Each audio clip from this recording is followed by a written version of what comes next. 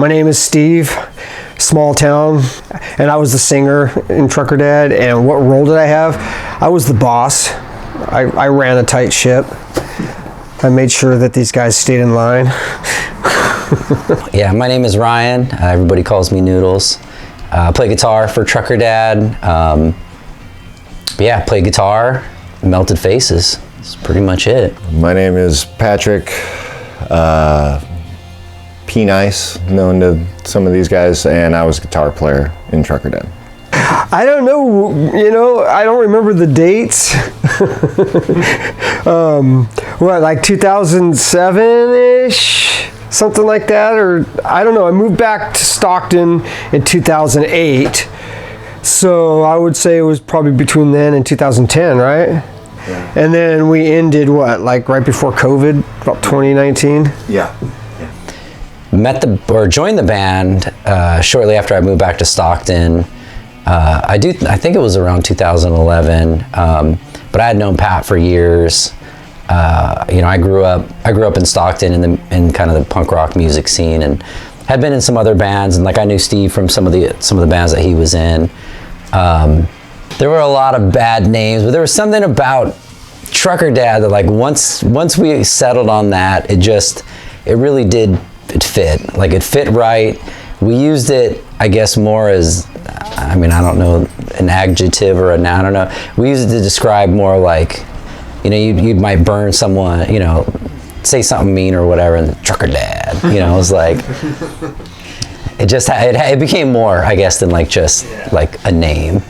Yeah, I feel like we got it from Pops is kind of where it stemmed from. I don't know if that's right, or at least in my memory, like, we had a lot of bad names that we had been tossing around. I wish I still had the text thread. Camaro Smith is the one that I always remember. Yeah, I would say he had to have been our biggest fan and like biggest cheerleader. I mean, he was at damn near every practice we had, especially when we were practicing at Steve's house.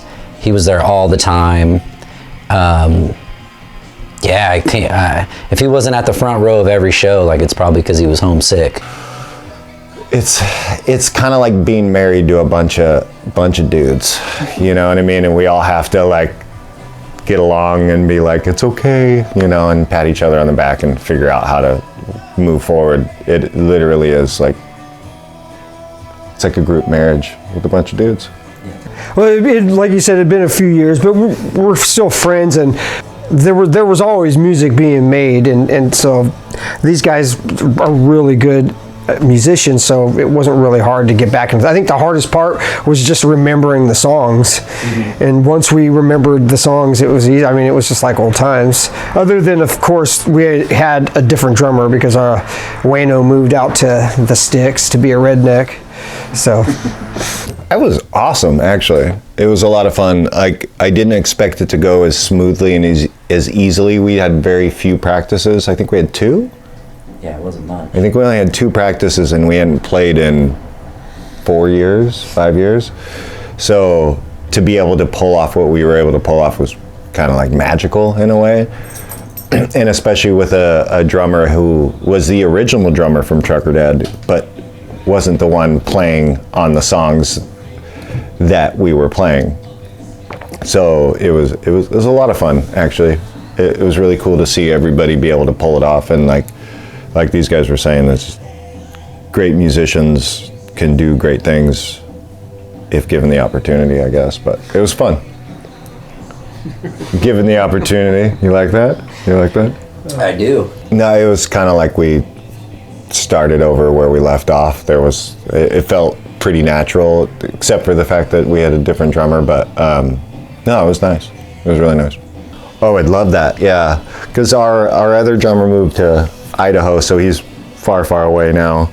But either way, like, that was what made Trucker Dad so special, was the group of guys, and so when we were able to get back together, which we hadn't been able to do for years and years and years, I think it felt a little more special because of that, like, where it's what started this in the first place. It gave us that feeling that we had initially starting the band out. Never say never, because these are all people I love and I enjoy being around. So I would imagine, we'd do something.